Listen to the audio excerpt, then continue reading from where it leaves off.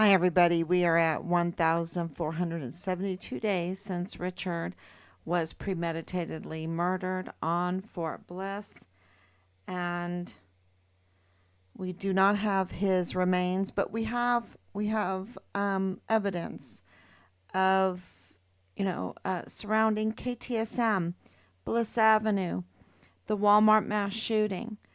Um, we have the evidence of the orchestration of the Walmart mass shooting, the multiple shooters. And it seems like this same pattern is going on with the Butler, Pennsylvania, with the attempted assassination of President Trump. That there's citizen reporting, a citizen investigation that's giving people the news. Um, and it's amazing to go through the news, and it is the citizen investigators that are actually giving you a better painting, I guess. I want to say, because it's always a point of view, right? A point of view of what is truly going on in the world. And that's why it's so important to speak more than one language. Right now we have all these translators, but it's really important to go to different countries' news feeds. And since our family is an international family, we have friends all over Europe. We have friends in Asia. Of course, we've been reporting on what's going on in Incheon, and that's made the news over here. I know that my daughter has been, getting a lot of prayers, a lot of messages, wanting to help in any way that they can, which is, we really, really appreciate that. If you don't know what I'm talking about, it's sorry, just turn that on so I can see comments now. I can see all the comments now. Um, but that a Mercedes-Benz EV electric vehicle was parked in their parking garage, which is underground, and it wasn't plugged in. It just overheated. It overheated to 1,500 Celsius. So what is that? 1,500 Celsius. I mean, that is super hot. That is super hot. 1,500 Celsius degrees. That's what lithium batteries do. They get really, really hot, and it exploded. And when you're a firefighter, you cannot put out that fire, and it is toxic. It's very, very toxic. And I put up a TikTok about it. I have more um, videos of what's going on there in Incheon right now, because that garage explosion, because the fire just cannot be contained. It took 5 hours just to contain the fire, and then 8 hours to be able to put it out. It is very difficult. You just can't put foam on it. You can't just put water on it. Um, so to have that kind of fire spewing toxic soot with all of the smoke, and it going up to six buildings and the community center. And these buildings are condos. They're high rises. They go up to like 20, 25 stories. And it's a mess. You have, these owners, they are, my daughter was telling me, because she speaks Korean fluently, and she was reading through the news, and there was a grandma in there, and she had a whole year of garlic stored in her apartment that is ruined now, toxic. And You think, you might laugh at that or whatever, but it's a lot of work to prepare the garlic for one of their main dishes. Well, a lot of their dishes have garlic in it, and it is really a mainstay um, for them. And I can imagine as a grandma all that work, and then you just lose it. So of course everyone has insurance, and you have to go through all the insurance, and it's a mess. It really is a mess, and precious things have been lost because that smoke goes into all of the clothes, all of your furniture, all of it's yeah, it's a real disaster. And so if you haven't seen the video of that, um, I did post it up on Find Richard Hallett and other places. I'll post some more, and also the news um, links to that. But it's Incheon, South Korea, um, electric vehicle fire, and so many people. I mean, so many people. It's not just our daughter's family. It's so many people. So yeah, thank you for the prayers for that. And here we are burning the midnight oil. I wanted to come on early. I started way earlier today to put together what I wanted to discuss. And of course, the Walmart mass shooting is really the forefront of this, with the impersonator, the usurper of the 34th Judicial District Attorney's Office, Bill Hicks, that needs to be arrested. He needs to be in handcuffs like yesterday. And if you want to hear the news, come here, come to Find Richard Halliday, right? Come to Team Find Richard Halliday if you want the news, because we've got a lot of cowards out there, a lot of, uh, you know, and I shouldn't say that. Let me take that back. Let me take that back. People that are compromised and I'm having deja vu of a dream. Mm. I'm having a severe deja vu right now of a dream of, especially because I was in swimming. I was a swimmer, and you have, when you're in the zone, right, and you're swimming these long distances, because I used to always swim long distances, and you're swimming like that, you have all of these like dreams, these thoughts, right? And and I'm having deja vu right now about this very situation. It's the strangest thing. And it's about being compromised, being in debt, um, being indebted not only by money, but also because of the immigration status. This whole thing with immigration status is ripe for slavery. And what do I mean by that? Um, let's look at Lalani Hart. And there's more in this case, but let's look at Lalani Hart. In her affidavit, and I'll get to KTSM. I'll get to KTSM and Bliss Avenue. But I want to talk about um, the border situation and how it turns people. Well, let's just say it makes a very risky situation, and we're seeing it in our investigation. The situation that people are being put into. And I'm even gonna, it's kind of like I'm gonna sound like I'm defending Lalani Hart right now, but I'm not. I'm not. Um, but she seems to have some kind of immigration problem, because she mentions it in her FBI affidavit that she notarized, right? And we spoke to the notary, and he confirmed that affidavit. And we have the FBI case number of them accepting this criminal complaint affidavit. And so that legitimizes so much that's in there, right? Because they accepted it.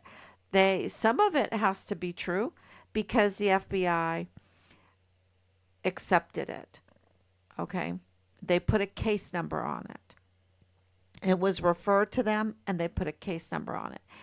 And Leilani Hart, it could be this, Leilani Hart alludes or discusses an immigration problem that she has, but that she can't report things. She can't report the crime.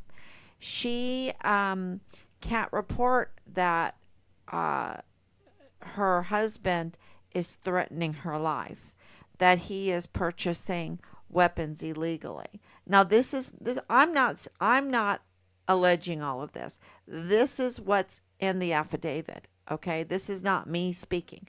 This is what's in the affidavit. That Leilani Hart can't, even though she has a different name now, right? She changes names all the time. But she can't report that a 7-year-old, her friend's child, 7-year-old was sexually assaulted by multiple members of the household in her master bedroom. She can't report that, right? And so here it is later, which this is a crime for not timely reporting, uh, you know, such a violent, because anytime you sexually assault a child, it is torture. Okay, so it's a very violent crime. And of course, she couldn't report that they were in possession of child pornography, and um, and that the family was engaged in incest. And so she couldn't do that because of this immigration problem she has. Okay. Uh, Now, so that's what I'm saying. So you get into a situation where people know about your immigration status and they can use that against you. They can use that against you to continue to do their criminal activities. And that's what I'm talking about. Then you're a slave. You're a slave to them. And this is not just in Leilani's case. This is in several individuals that are coming up in our investigation of the murder case of our son. Okay. Uh, there seems to be um, an entrapment, when it comes to illegal immigration. And because, I know that um, President Trump tells you that some of the brightest are not coming over, that some of them are mentally, ill, have a mental condition, that they're emptying out prisons and sending them over. And and he has access to information, that okay, whatever, I don't know, I don't have access to that information, but I do have access to the investigation that we're conducting because we've been made the lead investigators in our son's case. And I can tell you this, that some people that come over are very bright and very talented. Very bright and very talented. And some of them are on Bliss Avenue. And I don't know about uh, their immigration status, but I do know that they originated from Mexico. And, so I don't know about their immigration status, but I do know that they are bright, they are talented, and many of them are criminals. Absolutely. It's like, very organized, very organized, and uh, apt apt criminals. We would say in Ireland, they're the apt man from Bliss Avenue, the apt criminal from Bliss Avenue. Uh, so they are capable, and so of course they targeted and I don't know what Danae. I think Danae was probably born in the United States. I don't know her whole family's immigration status. My mother is an immigrant. She's a legal immigrant. My grandparents were legal immigrants. Um, on my dad's side, my Oma always was in Germany, but my mother, of course, is a legal immigrant. Um, got her citizenship while we lived at White Sands Missile Range. So, you know, uh, so I don't know what Danae Katzen's family history is. I know she's very connected to Mexico. I know that she is like the go-to person for several people um, because she has a gift for, scamming people, conning people, and you have to have you have to be a little clever to do that, right? You have to be a little clever and you have to be a little bold and you have to be a little trained to do that, right? Um, so, Bliss Avenue has some talented, but, apparently they're criminals and they're established. And what we're seeing is that some of them might be established because in the criminal world, right? They might be established with the criminal world um, uh, with more big money because we absolutely know that Major General Clem Coward participated in Richard's murder case. Okay? Absolutely know that. And that he was up to no good. There's no doubt in my mind. So was Lieutenant Colonel Michael Roddick. Absolutely up to no good. So you have, with the likes of a general, right? A two-star general at that, um, being involved in this absolute huge crime. Huge. So uh, there are connections, especially when people get referred to West Point, like Jonathan Ambrose. But Jonathan Ambrose, we apparently he's had a lot of trouble. He's had incidences. So, you know, and before um, all of this mess with Danae Katzen, that he was in the news with all of these incidences. But there is a real connection with KTSM. Okay. And we're putting all of that together. There is a real uh, collaboration with KTSM. And, it's the stones are popping up. The stones of truth are popping up everywhere now. And it's adding some more people from Bliss Avenue. And so are they going to report this? We're going to, let the stones come up just a little bit more. And, but we want to let everyone know that keep your eyes on Bliss Avenue, keep your eyes on KTSM, and keep your eyes on El Paso Matters. They're up to no good. And do not go to them for news. I wouldn't go to them for news. I'd come here to find Rich. I need to put up, go through the news cycle, and because through our investigation, when it comes to El Paso, we kind of understand what's going on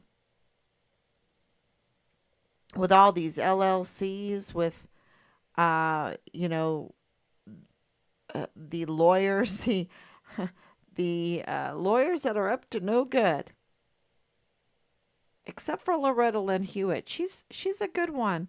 She's a good lawyer. There's a couple of them. There's a couple.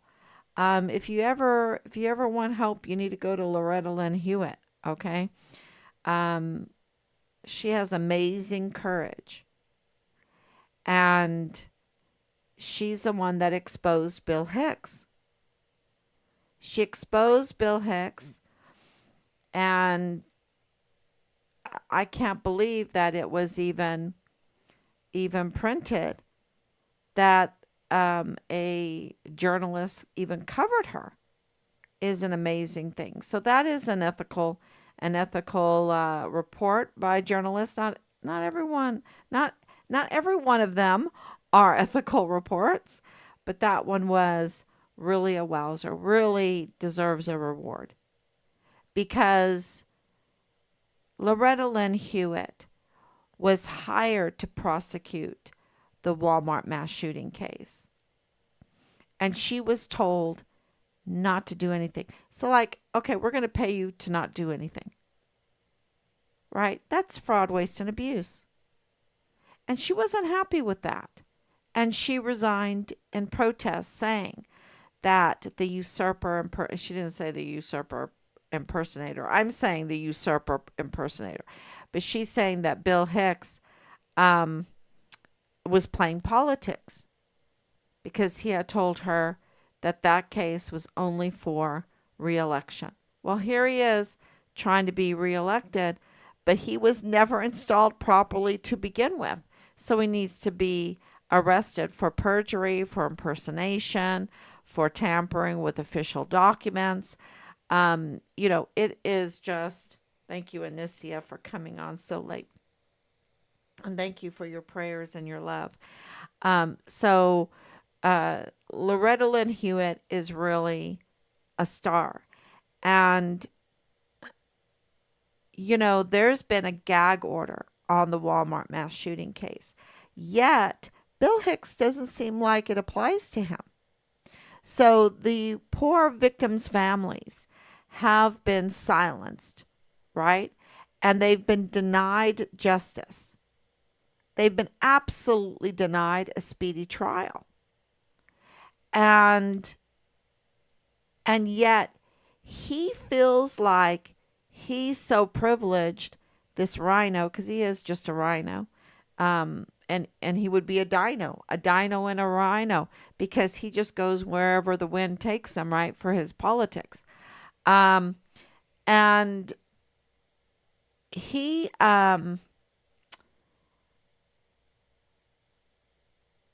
he just has broken in the last week. I don't know how many times he's broken the gag order, right? He just breaks the gag order. He doesn't care. It doesn't apply to him. This is, I guess he doesn't believe in equality, right? When it comes to the law. I don't think he believes in that. And, you know, I think it also is a terrible thing for Patrick Crusius. Now, Patrick Crusius has been sentenced to, 90 life sentences. Okay, 1,000 years in prison. In the Alcatraz of the Rockies. Okay, they plea dealed that. They did not do a jury case where we can all listen to the whole case and see all the evidence and everything like that. And hear about the seemingly there were more shooters. Yes, there were more shooters. Clearly, there were more shooters, right? Seemingly, Ernest Christopher Grant lied. Even the El Paso Police Department says he lied. And I wish the reporters would make a story about how Ernest Christopher Grant disgustingly, disgracefully lied. And I think maybe, if Joe Spencer is up to the task, which I think he's a criminal. So, but if he's up to the task, he should sue Ernest Christopher Grant for Patrick Crusius for defamation, for the lies that and maybe I don't know, maybe he can't, because he's a felon now, right? But he can't even start serving his sentence because he's sitting in isolation across the street from the courthouse in El Paso waiting for the state case. And instead of them just dismissing the state case and allowing and saving the money of the millions of dollars that this is costing the taxpayers, and especially now when inflation is so high, right? And the property taxes are high, and you would think that the officials would care about the people and say, look, he's going to be serving 1,000 years.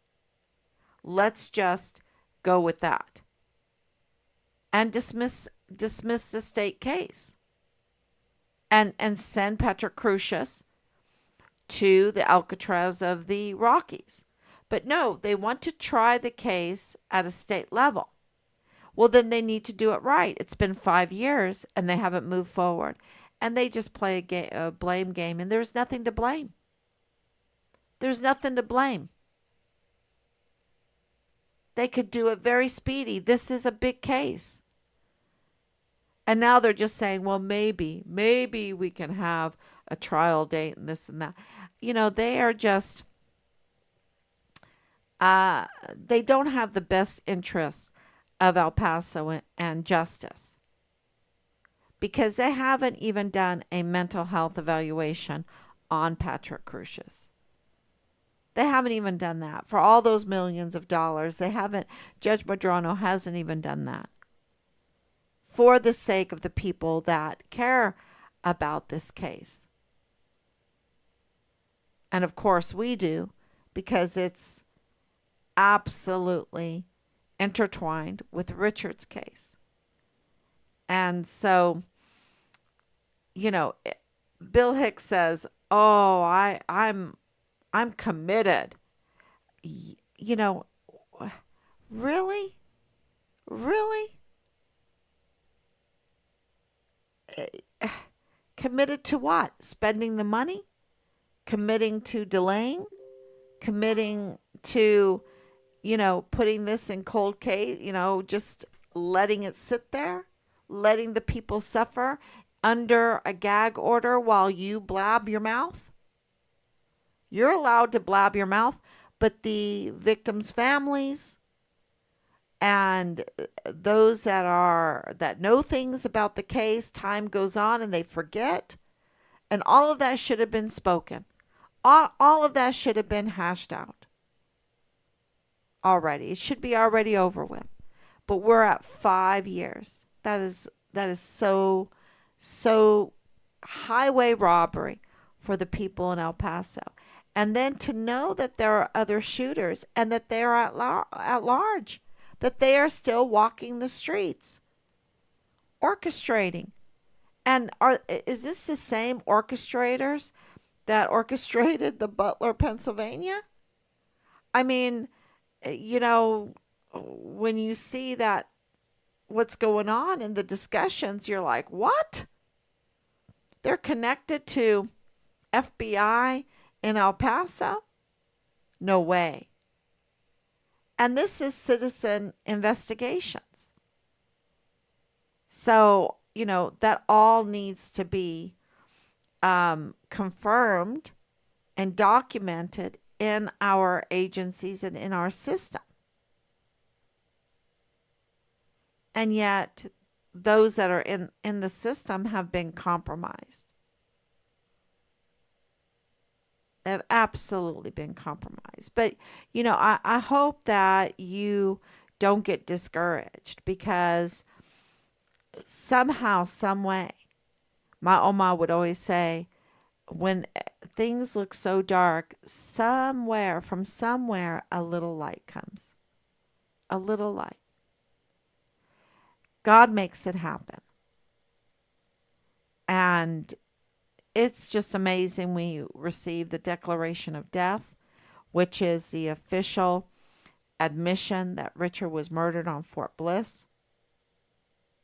Very clear. We're in the process of the process of receiving the remains. And in Richard's case, that is hard work. Very hard work. So, but we're not scared by it. We're not discouraged by it. We know that criminal trafficking is very, very profitable, and it's very tempting because of the amounts of money that is made, that it turns a lot of people bad. It turns a lot of good people bad. And this case is no exception to the risks of all of that criminal trafficking, and uh, that getting to the original response teams that are supposed to be giving law enforcement and justice to the Walmart case and to Richard's case. But there is a rogue criminal group from the original response team that are up to no good. And, you have to work with that too. So, and I hope that makes sense. But, say it over and over again. I had to say it over and over again to get it right. But uh, a rogue and breakaway criminal group, sorry, a rogue and breakaway criminal group from the original response teams. I would say team.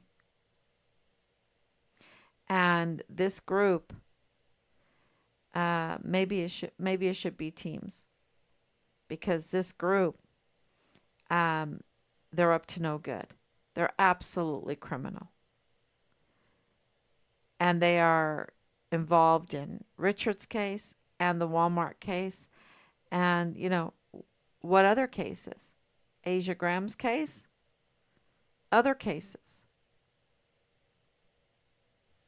So, and it seems to be connected to Bliss Avenue. And Bliss Avenue seems to be connected to KTSM. Yes, to KTSM, NBC affiliate. Next Star. What is it? Group, corporation. Um, yeah, Next Star. So, uh, and we know that Danae is from Bliss Avenue. We know that Rosa Maria Valdez Garcia is from Bliss Avenue. We know the conflicts of interest include Mario Raskin Ortiz. We know the Rochas. We know the Munezes, the Ambrises, the Valdez, and there's Gonzalez, right? Garcia. This Bliss Avenue is really, I'm so grateful that we found out about it, because it really has broken this case wide open. It really has exposed a lot.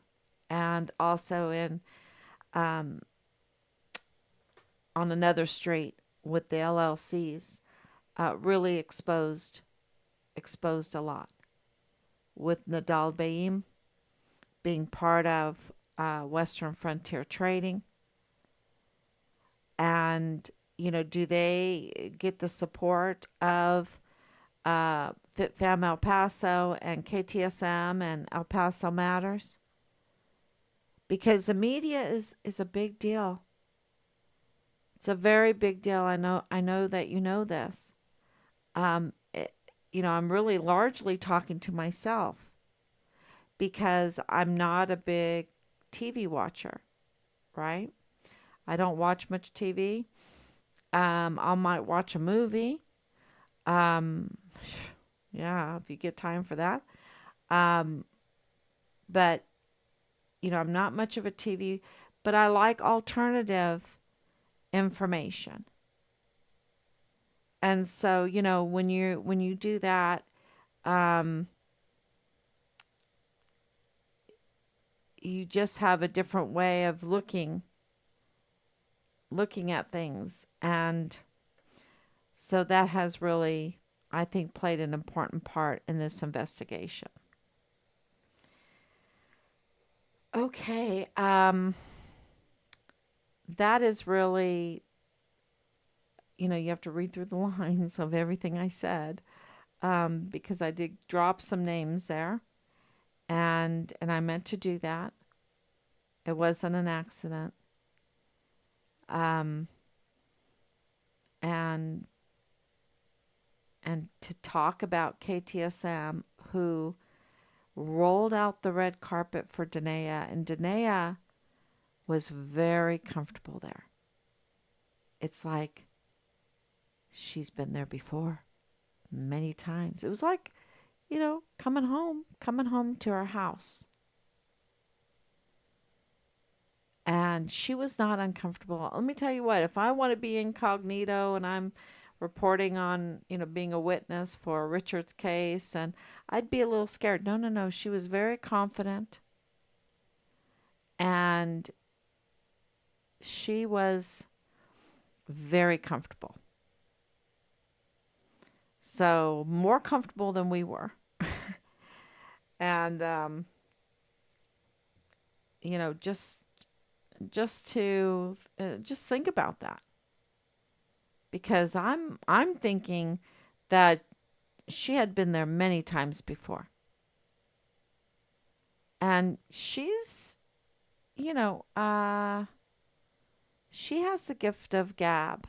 She's not a dummy, as the PI said. She's not a dummy, but she's a criminal.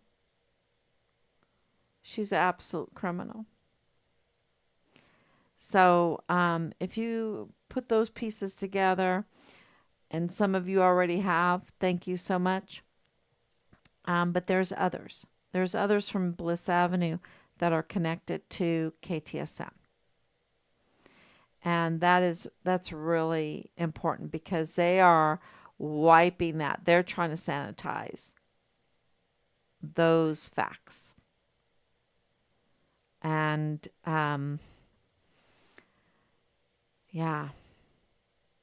Yeah, why are they doing that? Why do they have to sanitize who works at KTSM, right? And Natasha Paloma could say everything, but she ran. She took off. She resigned. And, that would be very interesting to hear her story. But I doubt if she's going to say it. But, I'll put out a invitation to Natasha Paloma Thompson. Um, you know, if you care, then please reach out because I know you have a lot to tell. So, and she doesn't really want to be on the wrong side, and she kind of is on the wrong side right now.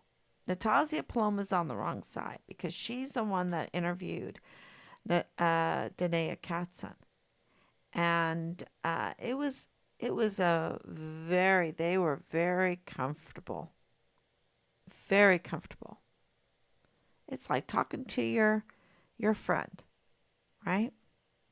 So maybe it's talking to your coworker. Who knows? Who knows? But maybe that's how it was like, like, oh, I can talk to you so easy. Maybe I just met you, but maybe, it's like talking to your coworker. I don't know. Um,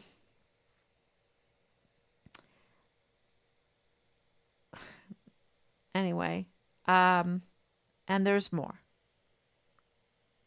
There's absolute more.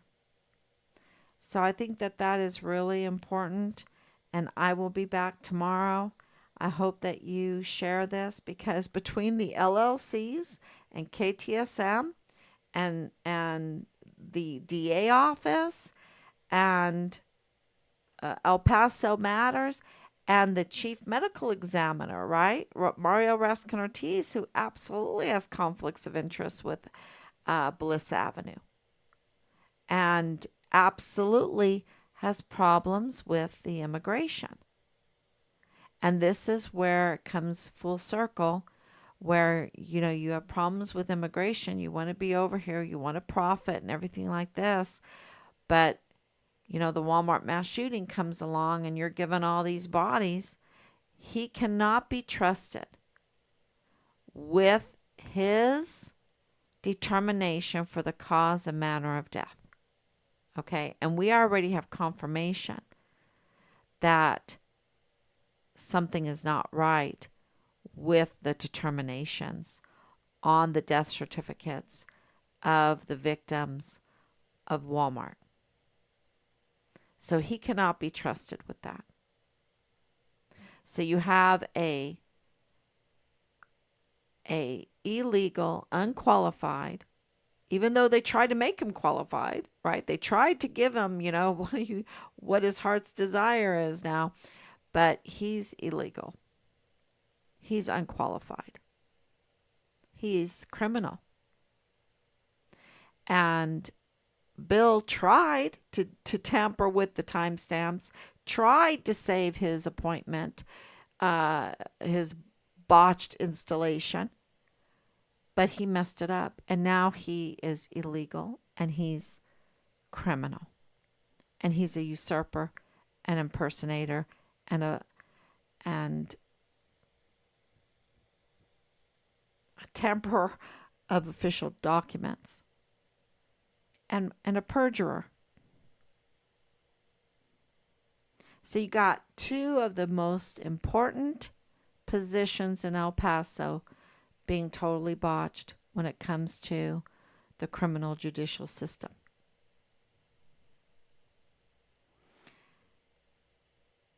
And we know that Veronica Escobar knew all of this, knew all of it, knows all of it, which makes her a criminal. It's kind of like Harris knowing all of it too. She's a criminal. There's no doubt in my mind. She's a criminal. And whatever way you want to go, whatever, but she's a criminal. And what they do is they try to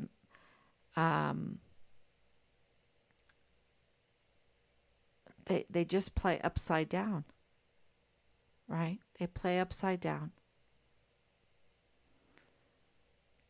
Opposite day, right? That's what they're trying to do all the time right now.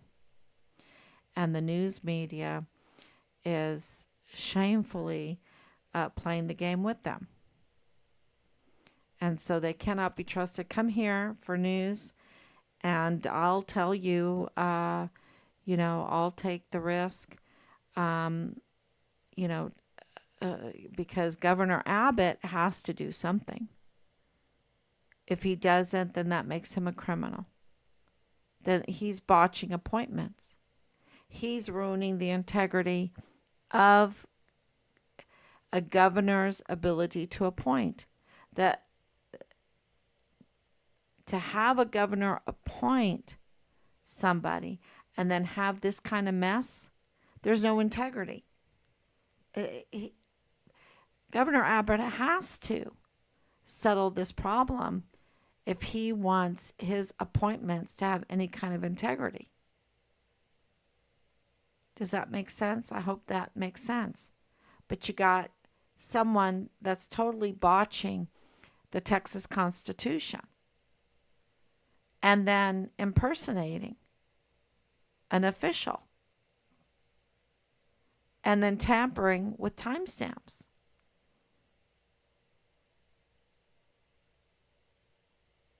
So that makes him a criminal. And he's supposed to be dedicated to, solving the Walmart mass shooting or getting them justice for the Walmart mass shooting. I don't think so. I think he is compromised. I think he's compromised. So we need citizen journalism, and please share.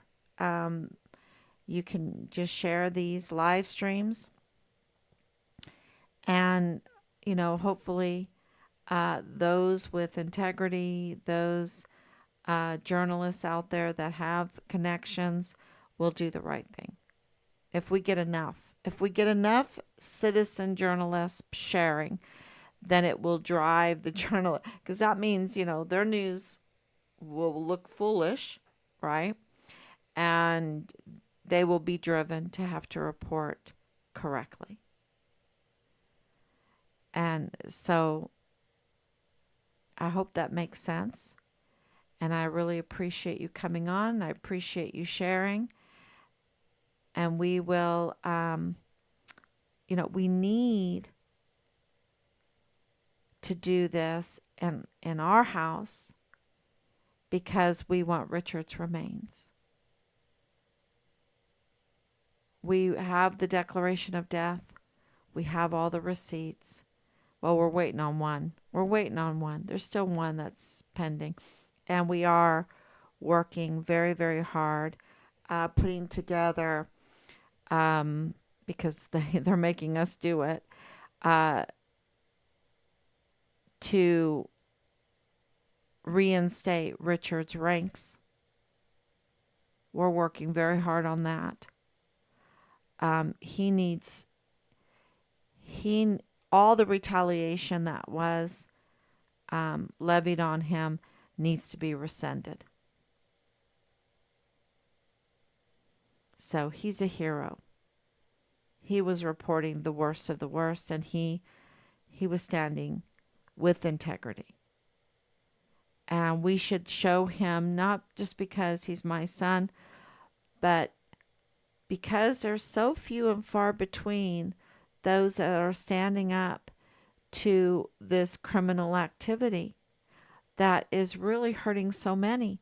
If we would just vet at the border and people come over, do the whole immigration, because immigration's a beautiful thing, but do it properly. Then you wouldn't have people over here afraid, using false Social Security numbers and, being bullied by those people that, threaten to turn them in and maybe ask them to do things that are not really on the up and up, or they will threaten to turn them in, or using their family members to do things that are not on the up and up, but threaten to reveal, the statuses, the illegal statuses, or that they're using fake Social Security numbers or whatever. Or maybe they say, look, I've got access to records. I've got access to records. And I can provide you with some Social Security numbers. I could provide you with benefits. I could do, it's a life of crime. And it's a terrible situation to put people in.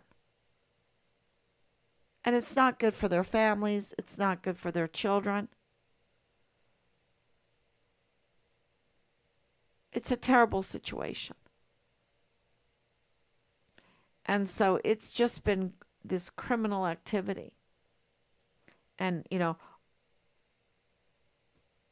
trying to make it in this inflation, then they're really, desperate and will do things.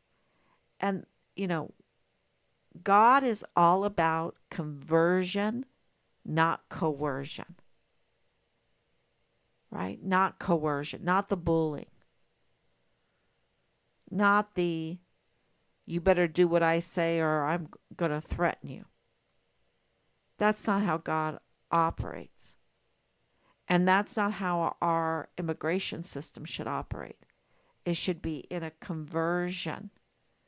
People willing to come over, willing to be Americans, wanting to not be bullied, not be retaliated against because they have a small business. That whole thing that we experienced in 2020, I felt like it was a retaliation for small businesses. But you've got these monopolies that make it so hard for small business owners. And I think it is attached to this whole situation in El Paso, this whole investigation, taking a very close look, magnifying glass look at the situation, has changed our perspectives very much. And we absolutely know that the Walmart mass shooting was orchestrated. We know that the immigrants coming over and the migrants coming over and the criminals that are coming over are being exploited. Yes, even the criminals are being exploited. They're being exploited. And we have all of this trafficking going on that's hurting our society, hurting our military. And Bliss Avenue is connected to KTSM. And you got Bob Moore of El Paso Matters connected to El Paso Community Foundation. And you have El Paso, FitFem El Paso connected to the military and security officers that are up to no good, that want to say, I'm Mr. X, you can't know who I am. And then you have Veronica Escobar, who's just a political animal, political, whatever. Because she knows that the medical examiner is not fit.